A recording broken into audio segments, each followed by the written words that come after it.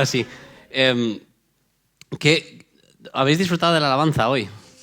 A mí me ha gustado mucho. Las 2 reuniones, yo tengo que cantar 2 veces.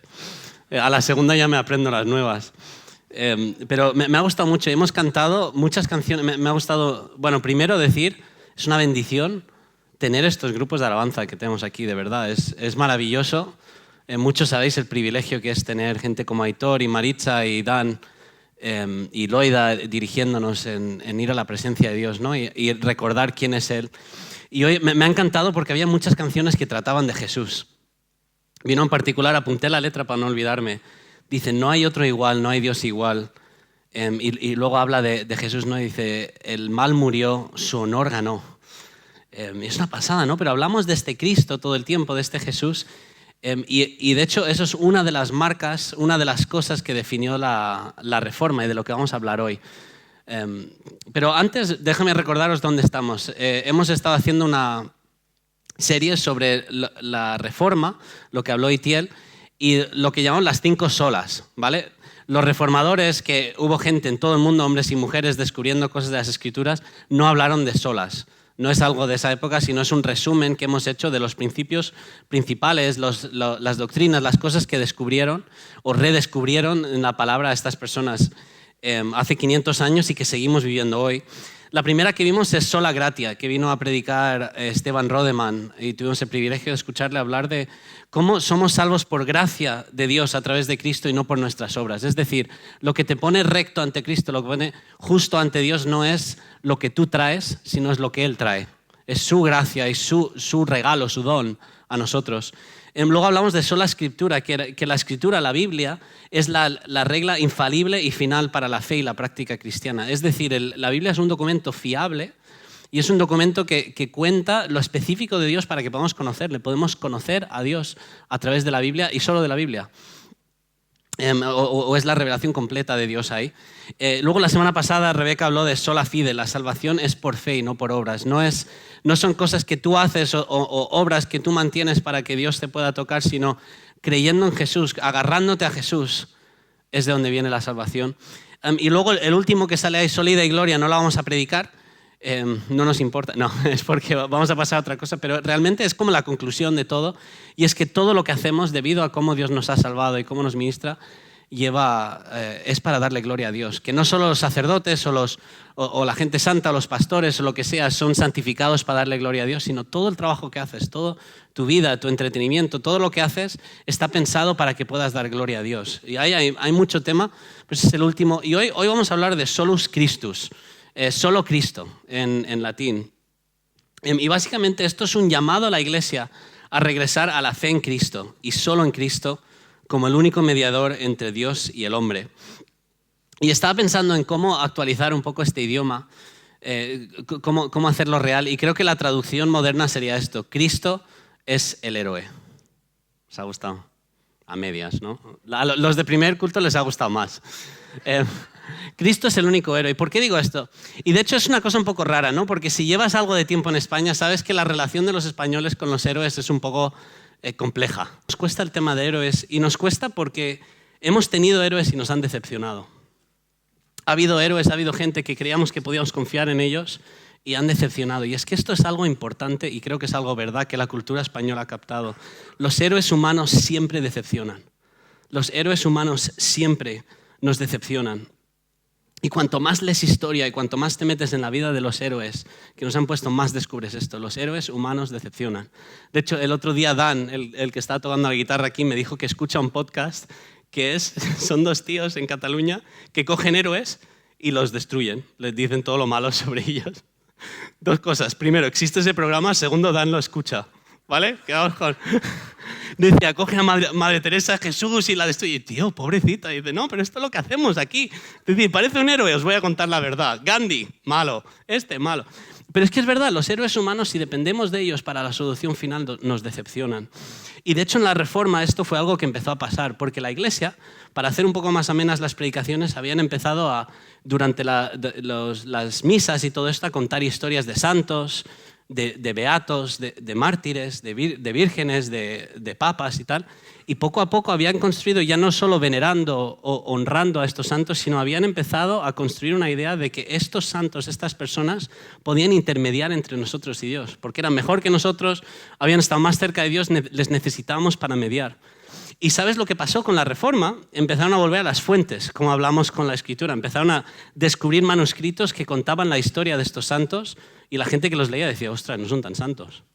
Tienen problemas esta gente. O iban por el mundo y en teoría había reliquias que habían tocado a los santos y descubrieron que había de un santo había como 10 veces los huesos que una persona realmente puede tener de reliquias. Y decían, es que no es verdad.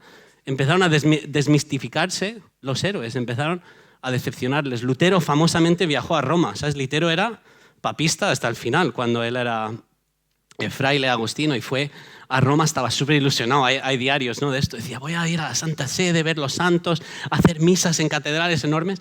Y se llevó una decepción enorme, porque descubrió que era como una máquina para ganar dinero y tenía que dar misas muy rápido y tenía que para que entrara más gente y diera más dinero. Y dijo, esto no es lo que yo he leído, de lo que se trata. El tema es de los héroes le empezaron a decepcionar. Y dices, vale, pues todos los héroes decepcionan, ¿qué más da? ¿No? Por un lado da igual, pues vamos a vivir como podamos y ir por la vida así. Bueno, vale, pero creo que nos queda algo en el corazón que está esperando que haya un héroe que sea fiel, ¿no? Por eso Disney gana tanto dinero. Saca películas, historias, y tenemos todas estas historias de ¿y si un día hubiese un héroe, alguien que pudiera venir y realmente vivir como hay que vivir, llevar el camino que hay que llevar, salvarnos de esta porquería en la que nos hemos metido? ¿Y si hubiese alguien? Hay algo en nuestro corazón buscando un héroe. Y os quiero llevar a un texto esta mañana en la Biblia. Si tenéis Biblia o iPad o algo, es el libro de Lucas, capítulo 24. Lucas 24, empezaremos por el versículo 13.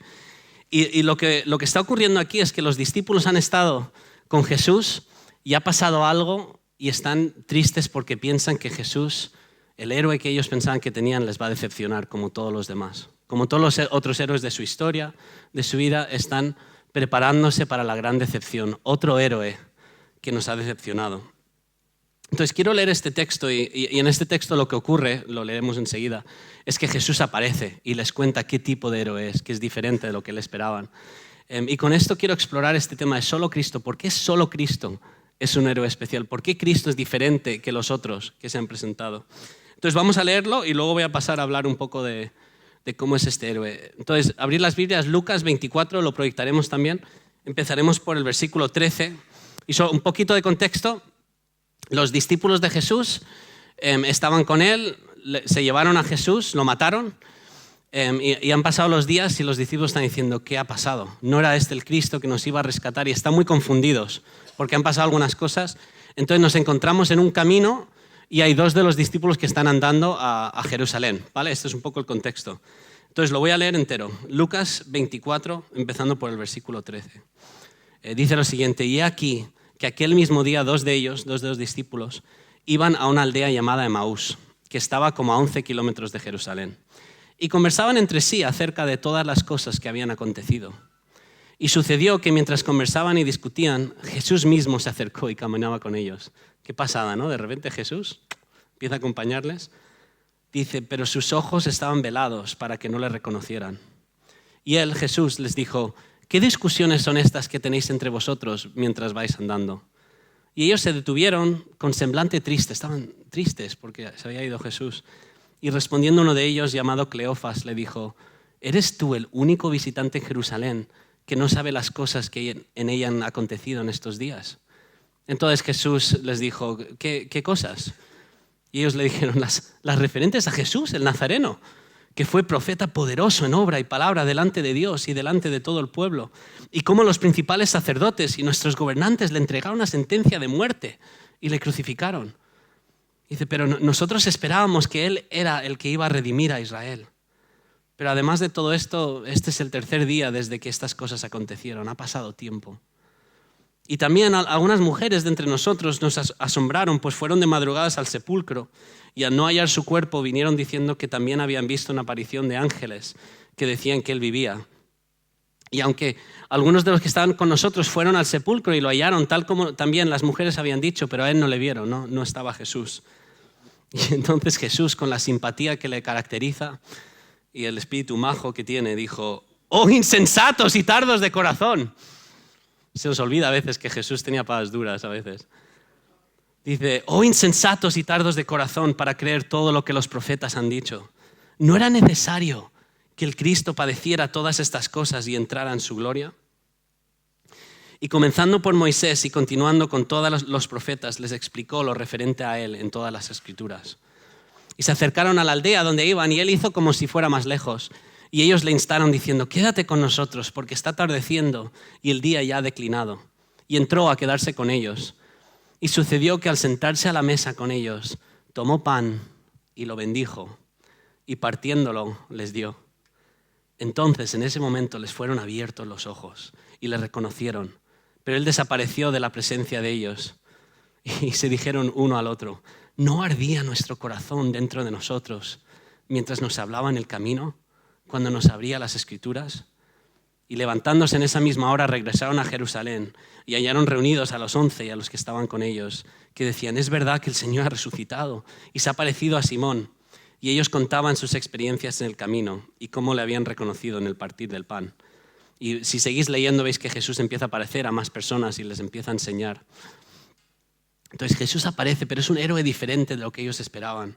Entonces hay tres cosas que quiero que veamos del héroe Jesús y cómo es diferente. Lo primero que hace Jesús, lo primero que dice es: Él es el héroe que ha estado desde el principio y que está en el final de todas nuestras historias. Es el héroe del principio y del final de toda la historia, de todas las historias. Lo vimos al principio, ¿no? Están hablando los discípulos y tienen una expectativa de que Cristo quizás era el que Dios había prometido. Todas las Escrituras están llenas de una promesa, de algo que va a traer, que va a redimir a Israel y va a ser lo mejor. Y estaban como decepcionados diciendo: otra vez no era Él. Y Jesús, algo frustrado, como vimos, dijo: sí, yo soy esa persona, soy el protagonista de la historia de Dios. Mirad el versículo 29, dice: y comenzando por Moisés, el principio de la Biblia, el Torá, lo que fue escrito por Moisés, continuando por todos los profetas, les explicó lo referente a Él en las Escrituras. Lo que está diciendo Jesús es muy fuerte aquí. Está diciendo: todas las historias de la Biblia tratan de mí.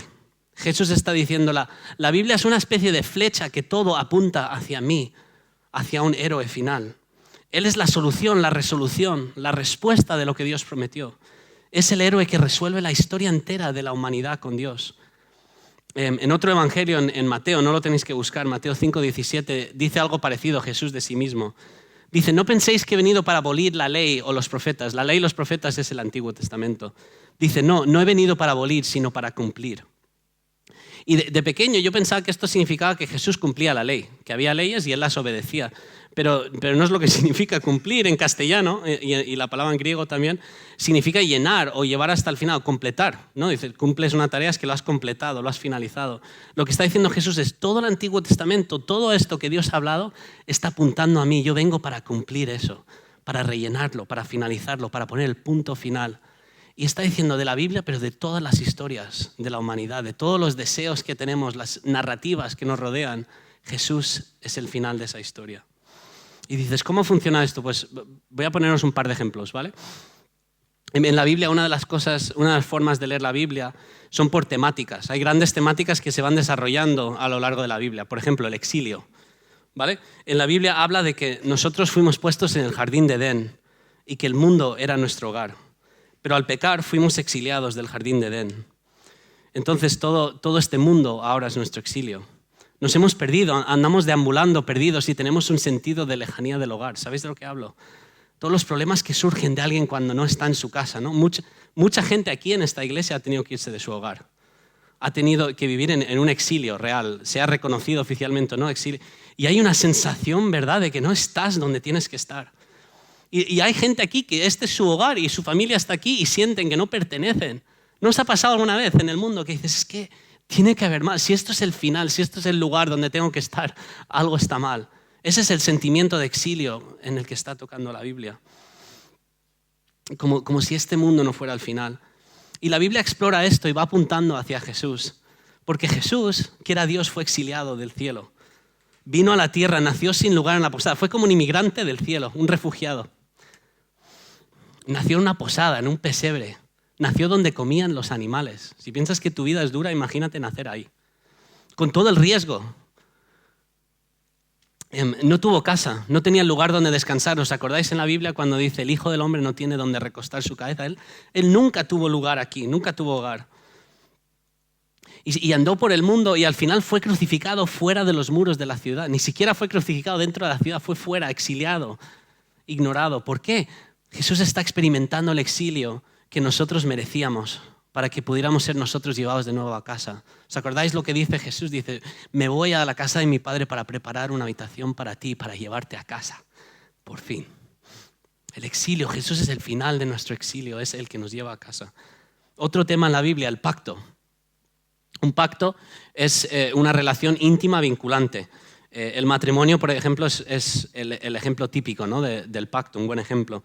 Y es una combinación de la ley y el amor. Haces una promesa, la ley, o firmas incluso, para tener una relación íntima de amor protegido o legalizado o cuidado, ¿no? Y fuimos creados para una relación de pacto con Dios, pero rompimos ese pacto. Y es que cuando haces un pacto hay bendiciones si lo cumples, esto va bien, y hay cosas malas que pasan cuando no lo cumples. Hay maldiciones, sanciones, castigos, rotura. Y nosotros estamos experimentando esa maldición, muerte, enfermedades, desastres naturales. Y Dios constantemente intentaba renovar ese pacto con nosotros, con Abraham, Moisés, David, pero seguimos rompiendo el pacto una y otra vez, no pudiendo cumplir con lo que nosotros prometíamos. Y aparece Jesús. Y Jesús se circuncida, que es la señal del pacto en la Biblia. Jesús se bautiza, y os acordáis lo que dice cuando se bautiza, dice, era necesario que cumpliera toda justicia. Esto sí que es Jesús obedeciendo la ley porque dice, alguien tiene que cumplir este pacto que nadie más ha podido cumplir. Y cumple todos los aspectos del pacto. El Dios del pacto se hace el siervo del pacto.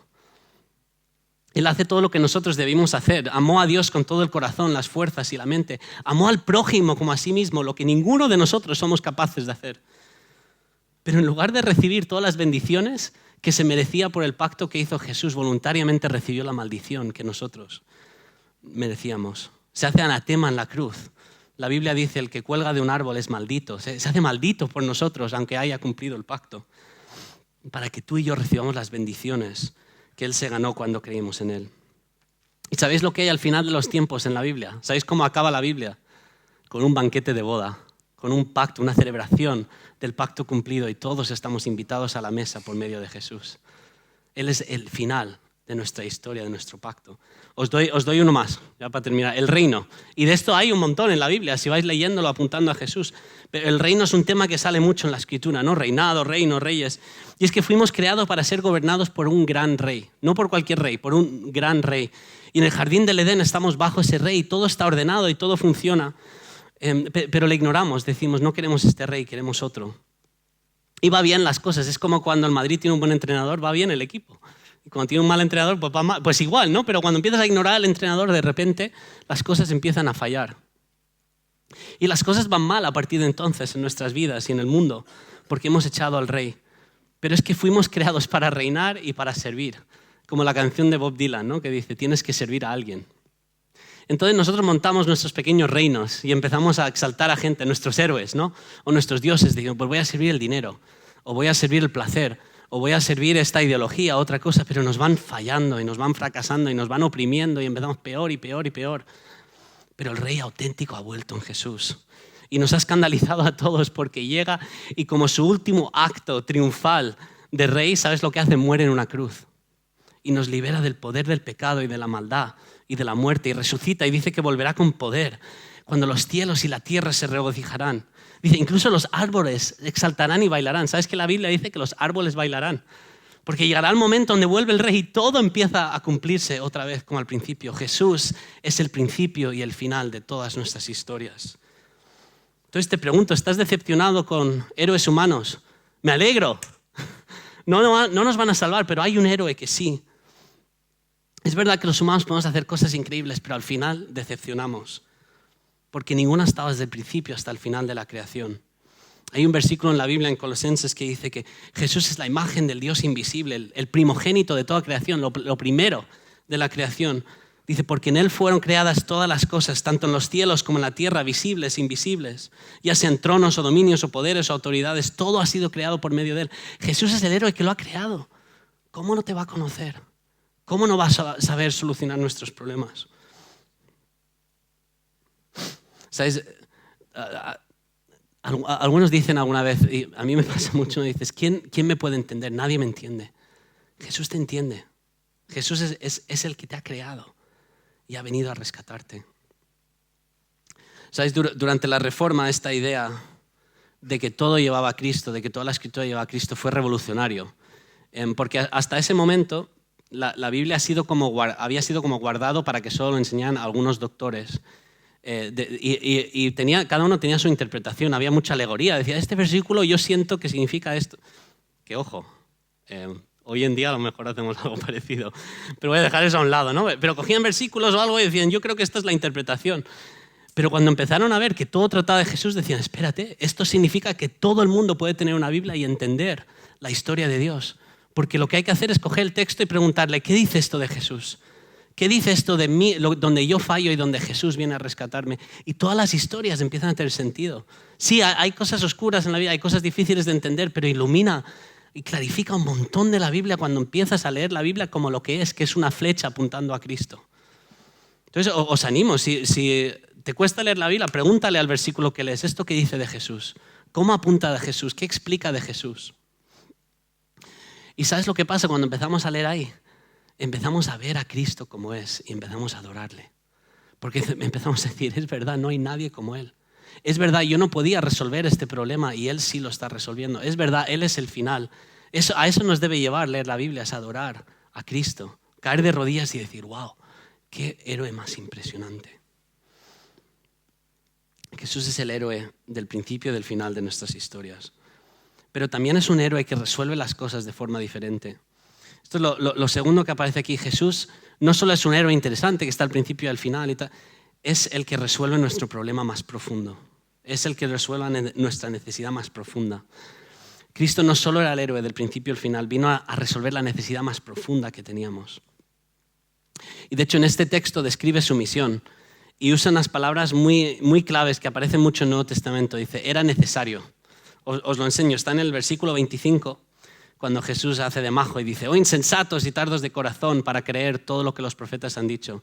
Y fijaos lo que dice en el 26, no era necesario que el Cristo padeciera, no era necesario que el Cristo padeciera todas estas cosas y entrara en su gloria. Y un poco más abajo Cristo vuelve a aparecer y lo explica mejor. Esto está en el versículo 46. Dice, así está escrito que el Cristo, el Mesías, el Salvador, padeciera y resucitara de entre los muertos al tercer día, y que en su nombre se predicara el arrepentimiento para el perdón de los pecados a todas las naciones, comenzando desde Jerusalén.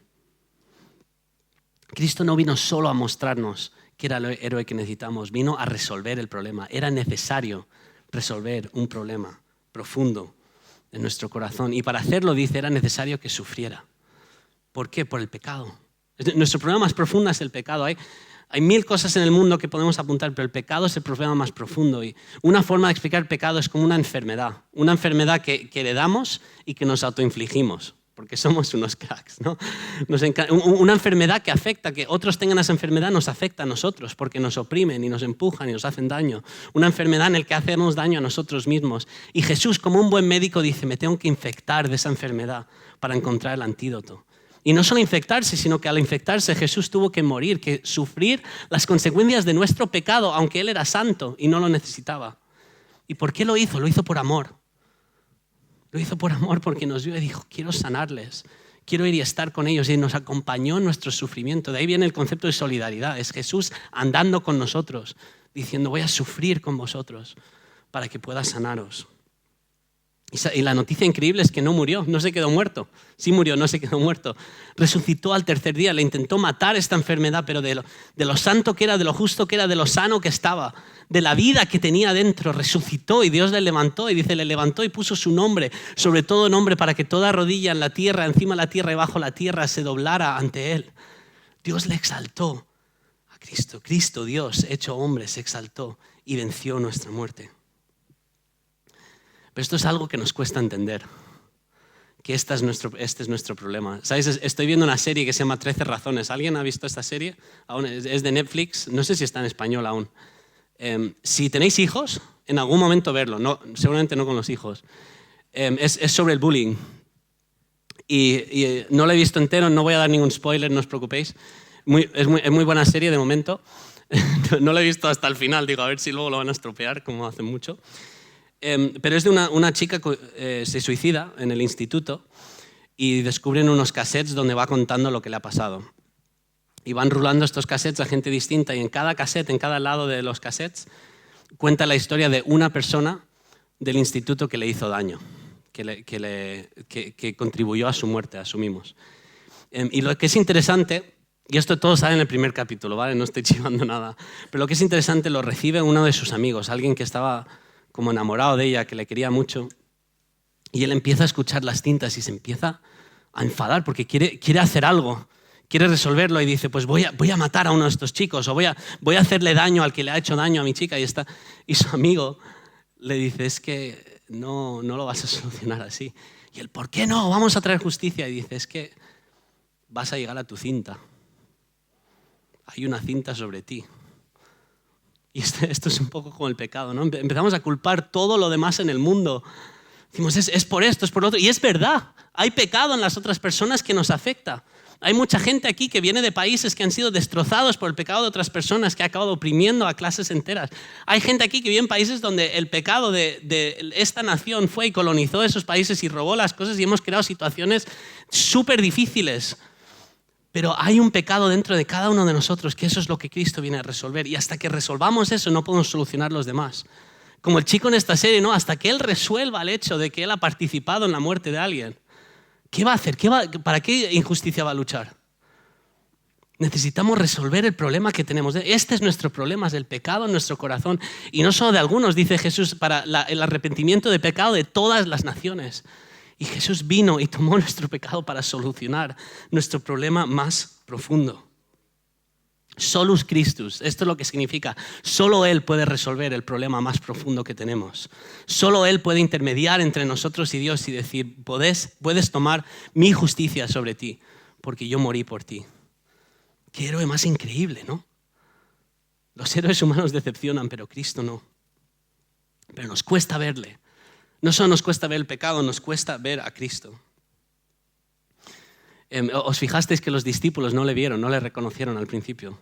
Está en el versículo 16, dice, pero sus ojos estaban velados para que no le reconocieran. ¡Qué tragedia más enorme! Cristo, el héroe que no decepciona, el que estuvo al principio y estará al final, el que tiene el poder para resolver nuestro problema más profundo, está andando a su lado.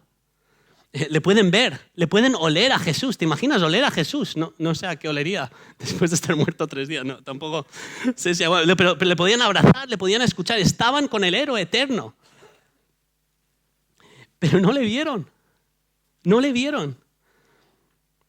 Algo de él les atrajo. Algo de él empezó a tocar su corazón. Decía, ¿no? Algo ardía en nuestro corazón. Entonces le dijeron, bueno, Señor, no sé lo que llamaron, quédate con nosotros a comer. Quédate con nosotros a comer. Y es que hay algo en nuestro corazón, muchas veces no vemos a Cristo, pero hay algo en nuestro corazón que reconoce que puede resolvernos. Solo Cristo es el que nuestro corazón esperaba, solo Cristo. Nadie más te toca el corazón como Él. Porque sabes, cuando empiezas a realmente investigar a Cristo, a escuchar sobre Él, hay algo que empieza a pasar en nuestros corazones. Y podría pediros ahora, ¿quién ha experimentado esto? Y seguramente mucha gente de aquí levante la mano, no lo hagáis. Pero oigo historia tras historia de gente que dice, es que empecé a leer la Biblia, empecé a conocer a Cristo y algo empezó en mi corazón a molestarme, a irritarme incluso. Me dijo alguien en la primera reunión, dice, me empezó como a quemar el corazón escuchando de Jesús. Algo me afectó, no sé ni siquiera lo que era. Y nos lleva a investigarle, a descubrir quién es, porque Él toca nuestro corazón como nada más. Lo he visto tantas veces, gente desesperada con la vida, con sus circunstancias, su trabajo, su situación en pareja, o el peso existencial de la vida, el ser para la muerte de Heidegger, ¿no? Empiezas a experimentar que esto va para la muerte y empiezas a sentir ese peso. Y lo que hacemos, en lugar de ir a Cristo, empezamos a buscar soluciones en otras cosas temporales, ¿no? Empiezas a decir, si solo tuviese una pareja, entonces se solucionaría. Amigo, tu pareja te va a decepcionar. Por muy guapo que sea, por muy bien que lave los platos o sepa hacerte lo que sea. No, te va a decepcionar. O ponemos nuestra esperanza en el trabajo, en el dinero o en nuestra etnia, en nuestra raza. Yo qué sé, lo ponemos en lo que sea. Nos inventamos unos dioses absurdos. Decía Calvino que nuestro corazón es una fábrica de ídolos, ¿no? Que vamos creando cosas y adorando. Este no. Pues está Jesús a nuestro lado caminando. Es una tragedia terrible. Es que lo pienso a veces, dices, tienes a Jesús a tu lado y tus ojos están cerrados porque estás buscando un Dios que se parece a ti. O sea, hacemos esto tantas veces, proyectamos nuestros ideales para un Dios. Esto es lo que decía el filósofo Hegel, que era Dios. Era una proyección de nuestros valores, de la belleza, de no sé qué. El problema con eso es que hacemos dioses que se parecen a nosotros y nosotros decepcionamos. Entonces acabamos construyendo un Dios sin escuchar al Jesús que está a nuestro lado y ese Dios nos decepciona y culpamos a Jesús. Muy bien, cracks. Dios no es como nosotros, es diferente. Jesús es diferente que nosotros, por eso lo ponemos en el centro, por eso tenemos este cartel. Jesús, porque queremos recordar que Jesús es diferente, queremos recordar, tenerle delante de nuestros ojos. Y lo que es increíble de Jesús es que primero va a nuestro lado, andando. Dice la Biblia que envió el Espíritu Santo para acompañarnos, para consolarnos, para explicarnos quién era Jesús y apuntarnos a Él. Está a nuestro lado, está hoy aquí, toca nuestros corazones. ¿Y sabe lo que nos pide a cambio? Mirarle, fijarnos en Él, agarrarnos a Él como si fuera lo final. ¿Sabes qué? La fe es eso al final, es tener a Jesús delante y decir voy a seguirte a ti. Eso es fe. Es seguir al que tienes delante, confiar en Él. Y la fidelidad es tomar los pasos según lo que crees. Tenemos que mirar a Cristo, el único que no nos decepciona. Y esto os animo a hacerlo esta mañana. Mira a Cristo, el único que no te decepciona. A lo mejor piensas que le has visto antes. Mírale de verdad. Deja que Él hable a tu corazón. Deja que tu corazón conecte con Él. Lee las Escrituras, investígale. Esto es algo de pensar, esto no es algo místico. Esto es algo de investigar si Jesús realmente es quien dice que es. Investígalo, deja que se revele a ti. Y mírale, mira solo a Cristo. Es la única esperanza que no decepciona. Quiero acabar con esto. ¿Os fijasteis en la historia cuando los discípulos de este pasaje reconocieron a Jesús? ¿Fijasteis el momento? Os lo leo, está en el versículo 30, dice, y sucedió que al sentarse a la mesa con ellos, tomó pan y lo bendijo, y partiéndolo les dio. Esto hace Jesús, parte el pan, que es la forma habitual de empezar una comida, no es que lo hiciera ahí, o no es que viera unas cicatrices, hay gente que ha dicho eso, no sale en el texto, no. Pero dice, entonces les fueron abiertos los ojos y le reconocieron. Pero Él desapareció de la presencia de ellos y se decían uno al otro, ¿no ardía nuestro corazón dentro de nosotros mientras nos hablaba en el camino, cuando nos abría las Escrituras? ¿Por qué este momento? ¿Por qué es ese momento que se revela Jesús? Porque hace unos días Jesús hizo lo mismo. Hace unos días los discípulos estaban con Él. Os lo leo. Está en Lucas 22, 19 al 20. El mismo autor está haciendo un paralelismo a propósito. Jesús está cenando con sus discípulos y es momentos antes de su muerte. Esto lo hemos visto, por eso repetimos la Santa Cena en la iglesia, por lo menos una vez al mes. Y dice esto, Lucas 22, 19 al 20, está Jesús con sus discípulos y dice, y habiendo tomado pan, después de haber dado gracias, lo partió y les dio diciendo, esto es mi cuerpo, que por vosotros es dado. Haced esto en memoria de mí. Y de la misma manera tomó la copa después de haber cenado diciendo, esta copa es el nuevo pacto en mi sangre, que es derramado por vosotros. Porque con el pan y la copa Jesús está explicando quién es Él y cómo es un Dios diferente de lo que nosotros imaginábamos. Fue como que dijeron, es verdad, es este Dios al que esperábamos y no el que nos hemos inventado. Porque el Dios de la Biblia, el Dios real que creó el cielo y la tierra, no se aferra a su gloria, sino que viene y muere por nosotros. Ese es nuestro Dios, eso es lo que hizo Jesús y eso es lo que ningún otro héroe en la historia ha hecho o hará por ti. Es un Dios que lo dio todo por nosotros y lo que nos pide mirarle. Agarrarnos a Él, ser fieles a Él, decir Jesús, te creo a ti más que creo a los otros. Eso es lo que es el cristianismo. Es decir, pase lo que pase a mi alrededor, sé que tú eres un héroe que no va a decepcionar. Por eso decimos solo Cristo es ese. Nadie más se merece eso. Si alguien me viene y me dice, me fío de esta persona hasta la muerte, le digo, esta es una secta. O una relación muy codependiente y peligrosa.